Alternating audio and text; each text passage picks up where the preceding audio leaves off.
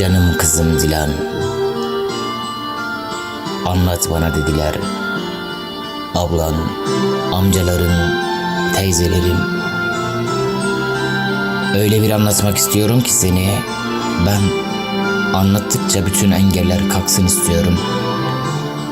Hayatının baharındaki bütün filizlerin önünden.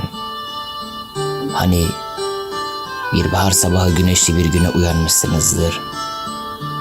Pencereyi açarsınız ve kıdemli bir ağacın çiçeğe durmuş dallarının birindeki neşeli bir kuşun cıvıltısı dolar ya odanıza. Hani sadece duyarsınız ya cenneti.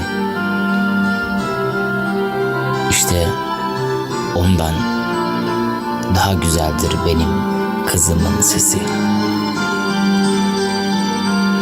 İnsan her gün anımsar mı aynı gözleri? Onun gözleri berrak akan bir derenin içindeki siyah çakıl taşlarından daha siyahtır ve yakar yüreğimi bakışları. Her gün bir güneşin doğduğunu sanıyor bazıları. Oysa sen benim gözlerime bakıp her güldüğünde başka bir güneş daha doğuyor benim dünyama. Sen dünyama girdiğinde ben bir başka benle tanıştım.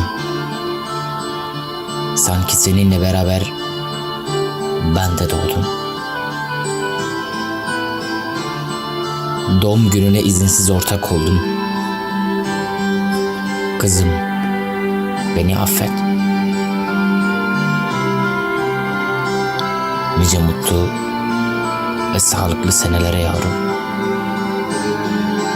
Şu an mutlu gününde yanında olamadığım için beni affet kızım.